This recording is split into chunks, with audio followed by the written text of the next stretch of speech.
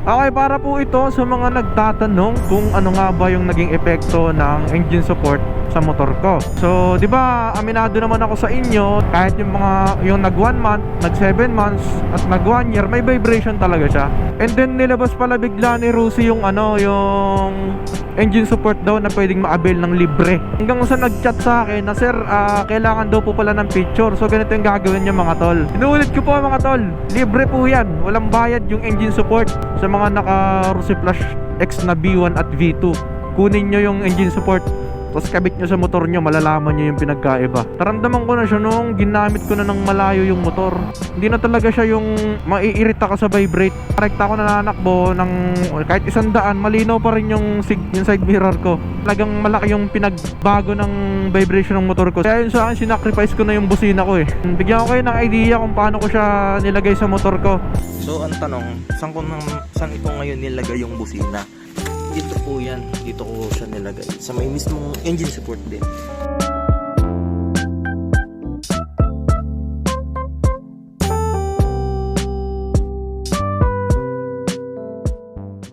What's up mga tol? Good morning, good morning. Paliwanag na. So, galing akong Pangasinan kasi. Galing akong Pangasinan and may content lang tayo ngayon. Sasagutin lang natin yung mga katanungan ng mga followers tsaka viewers natin. Ang subscriber pala tsaka viewer. Dun sa last upload natin na nagkabit tayo ng engine support dito kay Flash, and tayo mismo nagkabit nun. May mga nagtatanong kasi kung ano daw naging epekto sa makina, epekto sa performance, kung mayroon bang nawala, mayroon bang nadagdag, ganun. Yung mga gusto nilang malaman. Okay, sasagutin natin yan dito. So medyo late na yung yung update tungkol dun sa paglagay natin ng engine support. Kasi mga tol, nung paggamit ko ng engine support, hindi ko agad siya nabiyahe ng Pangasinan. Kasi yung last biyahe ko, ang ginamit ko na motor is yung Winner X ni Utol. Pinagamit yung Winner X niya kasi gusto niya maibiyahe ng malayo para maunat yung mga kasukasuan. Kasi meron siya mga pinoproblema doon na kagaya nung sa preno, walang freewheel, parang ipit yung caliper. So ngayon okay na. Ito na ulit yung dala nating motor, si Flash 150X. At sasagutin na nga natin ang inyong mga katanungan tungkol naging soko. Okay, para po ito sa mga nagtatanong kung ano nga ba yung naging epekto ng engine support sa motor ko. Ano muna, bigyan ko muna kayo ng konting kaalaman lang. So sa Flash kasi, sa Flash 150X na series ni Rusi, yung Flash na version 1 at version 2, Flash 150X pala na version 1 at version 2, wala po yung engine support. Bali, ang pinakang engine support po ay naikabit na dun sa version 3, yung naka-digital panel na siya. Dun na po yung engine support. So, di ba, aminado naman ako sa inyo sa mga previous review ko dito sa motor, kahit yung bago pa to, kahit yung nag 1 month, nag 7 months at nag 1 year, may vibration talaga siya. Hindi ko yung nagkakaila sa inyo mga tol. Kaya lang naisip ko nun, ano kayang kulang, bakit may vibration? And then tinignan ko yung structure ng makina, kasi meron talaga siyang slot na para talaga dun sa sa kulang na pyesa eh. Yun yung napansin ko. May kulang talaga siya na pyesa dun. May slot siya na kulang na pyesa. And then nag-research ako mga tol, and then nilabas pala bigla ni Rusi yung yung engine support daw na pwedeng ma-avail ng libre ng mga nakakuha ng Flash X na B1 at V2. Libre lang po yan makukuha sa kasa mga tol. Wag kayong maniwala na may bayad yan. Libre lang yan. Kaya nga naglabas si Rusi kamakailan lang. Siguro yung motor ko wala na rin sa warranty nung time na yun eh.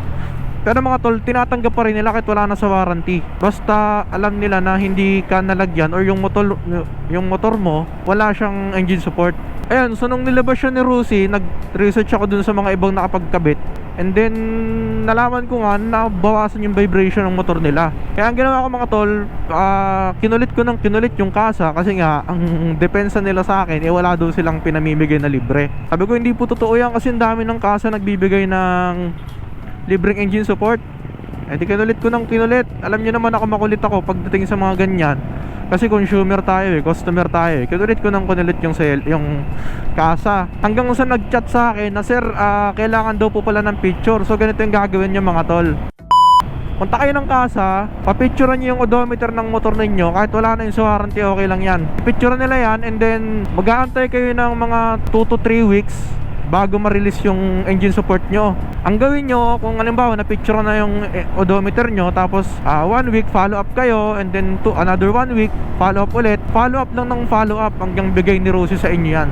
Inuulit ko po mga tol, libre po yan. Walang bayad yung engine support. O walang bayad yung engine support ni Rosie. Huwag kayong maniwala dun sa iba na may bayad daw. Libre yan. Tapos pagka pinareceive yan sa inyo, pipirma lang kayo sa isang logbook na katunayan na nakareceive na kayo ng engine support. Siyempre, assurance ni Rosie kasi baka may mga umulit, baka may mga kukuha ng engine support tapos ibebenta sa labas, tapos kukuha ulit ng panibago. Kaya meron silang monitoring din, and then sila po magkakabit niyan. Ang nangyari lang kasi sa akin, kaya ako nagkabit, dahil meron mga modification na gagawin eh. And then nirecommend ako dun sa mekaniko na i-partial mo muna yung kabit. Kumbaga kabit mo lang siya ng kunwari, tapos picturean mo lang nakatunayan na ikaw yung nagkabit, pero ako na magkakabit ng buo. Gets nyo ba? Kumbaga pinakabit ko lang muna ng kulang yung tornilyo, may kulang na ganito, na ganyan, tapos pinapicturean ko sa kanila na katunayan na dun pa rin sa kasa ginawa. And then sige na, tanggalin mo na. Nung pagka-picture, tanggalin mo na, ako na magkakabit. Kaya ko naman ikabit yan eh. E di yun, ako na nga nagkabit, kaya ginawan ko siya ng content, di ba? And then ito nga, nakabit ko na siya 3 weeks bago makapag-review. 3 weeks ba? Hindi. Nagpas. Mga ganun, mga 3 weeks lang. So ito na nga, hindi ko kasi matandaan kailan ako nagkabit nun eh. Ito lang ang masasabi ko sa inyo, sa mga naka Rosie Flash X na V1 at V2. Kunin nyo yung engine support, tapos kabit nyo sa motor nyo, malalaman nyo yung pinagkaiba. Hindi naman tayo sa masyadong bias. Nabawasan yung vibration niya, promise. Hindi ko siya naramdaman nung una, yung medyo dito lang yung gamit ko sa Valenzuela. Kasi yung malalapit lang na gamit ko, hindi ko pa siya naramdaman. Naramdaman ko na siya nung ginamit ko na ng malayo yung motor. Ito nga, itong Biyernes, kasi linggo ng Lunes na ngayon, Biyernes ako umuwi. Paggamit ko sa kanya, grabe, ang laki ng pagbabago. Ang laki ng pagbabago ng motor ko nung nilagyan ko ng engine support. Yung vibration niya sa may bandang dito sa may batok ba to? Nawala.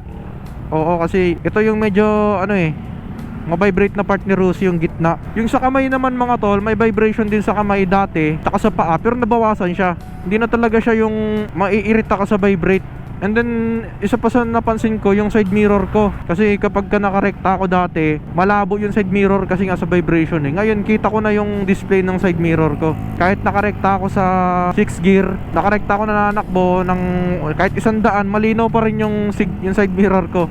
So dun ko nakita yung pagbabago niya nung nagamit ko talaga siya ng malayo. Mas nakita ko yung pinagbago ng vibration sa motor ko. So yun lang mga tol, maniwala man kayo sa hindi, talagang malaki yung pinagbago ng vibration ng motor ko simula nung nagkabit ako ng engine support. Kaya dun sa mga wala pang engine support, huwag nyong intindihin yung forma. Kasi nga mas maporma nga naman tingnan pag walang engine support. Pero ang isipin nyo yung comfortability sa long ride man yan, short ride. Kaya yun sa akin, sinacrifice ko na yung busina ko eh. Kasi di ba kung mapapansin nyo dun sa mga previous vlog ko, ewan ko kung nakikita nyo yung pinaglagyan ko ng busina ko, talagang tatamaan siya ng engine support pagka nagkabit ng engine support. Bali ngayon, ginawan ko ng paraan. Mamaya, pagka uwi ko, papakita ko sa inyo kung paano ko siya ikinabit sa motor ko. Yung busina ko na loud horn, naka loud horn ako ng busina eh. Ayan o. And then, bigyan ko kayo ng idea kung paano ko siya nilagay sa motor ko, doon sa ilalim ng radiator. Buti nakapag-content ako ngayon, kasi kanina umaambon, nagdalawang isip na ako eh. Hindi ko nga alam kanina kung tutuloy ko eh, kasi baka mamaya lumakas yung ulan. Buti naman hindi siya tumuloy. Dito na ako sa Bukawi, hindi naman na umulan. And then mamaya update ko na lang kayo pag uwi ko. So ito mga tol, ituloy natin yung vlog. Medyo madumi lang yung motor syempre, galing tayo sa biyahe. Then ito, pakita ko nga sa inyo. Ito na yung ating engine support. Ayan na, nakakabit na yan. Ito. Yan. Kabila. Ayan.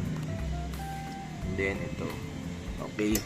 So ang tanong, saan ko ngayon nilagay yung busina? Kasi diba yung busina ko mga tol nandito sa may side. Nandito yan sa loob. Ngayon, nilagyan nga siya ng engine support. Hindi na pwedeng ilagay yung busina. Kaya ang ginawa ko mga tol, ay nilagyan ko na lang ng dito ko siya nilagay. Ayan. Dito po yan. Dito ko siya nilagay. Sa may mismong engine support din. So gumawa lang ako ng bracket. Ito. Flat, ano lang to, scrap metal or mga tabasan. So ginawan ko lang ng paraan, gumawa ko ng clamp para mag-clamp dun sa engine support. Tapos binutasan ko lang yung dulo para malagay ko yung busina. Yan, hindi ito taas, ganun din. Ganyan lang mga tol.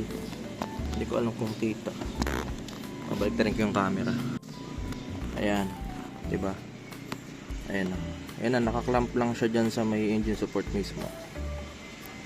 Ano, ganyan ang ginawa ko para maibalik ko yung loud horn ko. Ayan. Working yan. Tapos dapat meron niyang ganito, oh. Meron ganyan, gumagalaw siya ng ganyan para mas malakas yung busina. Yun lang yung diskarte ko mga tol. Yun lang.